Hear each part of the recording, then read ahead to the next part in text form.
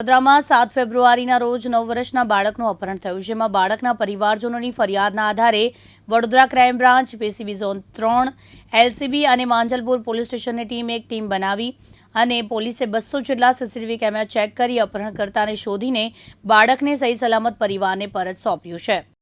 વડોદરાના DCP zone 3ના લીના પાટીલે જણાવ્યું કે મકરપુરા વિસ્તારમાં 7 ફેબ્રુઆરીના રોજ રાત્રે ધાર્મિક તહેવારના સમયે 9 વર્ષના બાળકનું અપહરણ થયું। બાળકના પિતા નોકરી પર ગયા, તેની માતાને દીકરો ગુમ થયાની ખબર પડતા પરિવારજનોએ બાળકની શોધખોળ કરી। 8 ફેબ્રુઆરીના રોજ પરિવારે આ અંગે માંજલપુર પોલીસને જાણ કરી, જેથી પોલીસે અપહરણનો ગુનો નોંધી તપાસ શરૂ કરી, જેમાં આરોપીને પરિવારજનો ઓળખતા ન હતા કે ક્યારેય સંપર્કમાં પણ નહોતા આવ્યા, જેથી પોલીસે વિવિધ ટીમો બનાવી બાળકને શોધખોળ કરી। દરમિયાન રેલવેમાં પણ એલર્ટ આપ્યું। આ દરમિયાન બાળક અપહરણકર્તા સાથે ગોધરા અને દાહોદ તરફ બસમાં જતું દેખાયું, જેથી ગોધરા અને દાહોદ પોલીસની પણ મદદ લીધી। આરોપી તૂફાની ગાડીમાં બેસાડીને રાજસ્થાનના બાંસવાડા તરફ જયો હતો। બાંસવાડા એસપી તરફથી પણ એમને સપોર્ટ મળ્યો। ટેકનિકલ અને હ્યુમન્સ ઇનપુટની મદદથી બાળકને અપહરણકર્તા પાસેથી સહી સલામત રીતે છોડાવ્યું અને આરોપીની ધરપકડ કરી હતી। તારીખ 7 તારીખના રાતના સમયે એક બાળકનું અપહરણ થાય છે।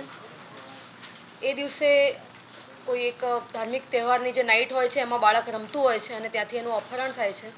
સવારે એના માતાને જાણ થાય છે, કારણ કે પિતા તો બહાર નોકરી માટે એને ડ્રાઇવિંગ કરે છે। માતાને જાણ થતાં એની શોધખોળ થાય છે અને લગભગ સાંજના ટાઈમે પોલીસ પાસે એના સગાવાલા અને આસપાસના લોકો આવે છે કે બાળક અહીંયા મળી રહ્યું નથી, જેના આધારે પોલીસ તરફથી ફરિયાદ લેવામાં આવે છે। અપહરણનો 363નો ગુનો નોંધીને આગળની કાર્યવાહી કરવામાં આવે છે। સાવ એકદમ બ્લાઇન્ડ કેસ છે કે જેની અંદર એ જે અપહરણકર્તા છે એ કોઈ નોન નથી, એના કોઈ ક્યારે પણ સંપર્કમાં પરિવારના પણ નથી આવેલો અને પોલીસ દ્વારા અલગ અલગ ટીમો પાડીને આશરે 200 જેટલી સીસીટીવી ફૂટેજ જોવામાં આવે છે, જેમાં ક્રાઇમની ટીમ, પીસીબીની ટીમ, ઝોન 3ની એલસીબીની ટીમ, લોકલ પોલીસનો ડી સ્ટાફ, તમામ પીઆઈ શ્રી, મકરપુરા પીઆઈ, આ તમામને ઇન્વોલ્વ કરીને આખી એક ટીમ બનાવવામાં આવે છે, જેમાં બાળક જે જગ્યાએથી જતું દેખાય છે આમાં અપહરણકર્તા સાથે, આરોપી સાથે, એ ફૂટેજ ભેગી કરીને આગળની એ લોકોની મૂવમેન્ટ જોવામાં આવે છે। બાળક ઘણું કમ્ફર્ટેબલ હોય છે આરોપી સાથે, જેથી શંકા થોડી એવી જાય છે કે બાળક પહેલાં ક્યારે પણ આને મળેલું છે કે નહીં,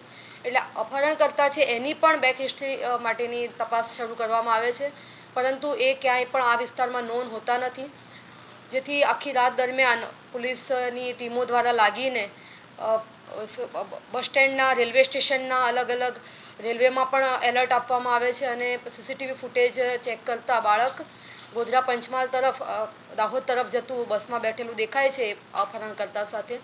એના આધારે ગોધરા પંચમહાલની પોલીસની પણ હેલ્પ લેવામાં આવે છે અને દાહોદ પોલીસ તરફથી ખૂબ જ સારો સાથ સહકાર મળે છે અને ત્યાંથી આગળ જે શટલ રિક્ષા, આપણા તુફાન જે ગાડી હોય છે એની અંદર આરોપી અને અભ્યત બાળક છે એને રાજસ્થાન તરફ બાંસવાડામાં લઈ ગયેલાનું જાણવા મળે છે।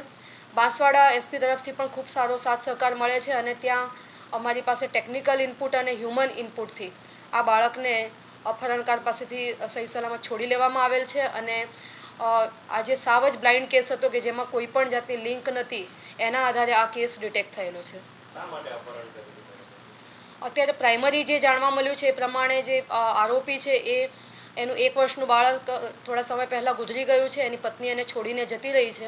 હમણાં થોડા સમયથી જે અહીંયા છૂટક મજૂરી કરવા આવેલા હતો આરોપી, અને આ બાળક સાથે પરિચય કેળવીને એનું અપહરણ કરેલું હતું। ના, નહોતા।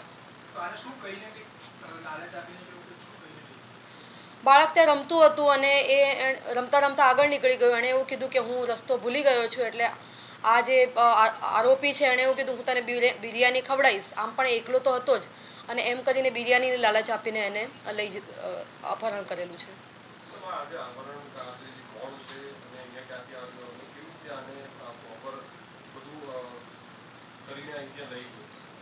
અપહરણકાર છે એ બાંસવાડા, રાજસ્થાનના બાંસવાડા જિલ્લાનો સજ્જનગઢ તાલુકાનો છે અને આરોપી જે છે એ છૂટક મજૂરી કરે છે અને અહીંયા આવીને એ આ રીતના જ કન્સ્ટ્રક્શન સાઇટ ઉપર છૂટક મજૂરી કરતો હતો અને રખડતો ભટકતો ટાઈપનો રહેતો હતો અને મંદિર ઉપર કે ક્યાંય પણ માગીને ખાઈને સૂઈ જતો હતો।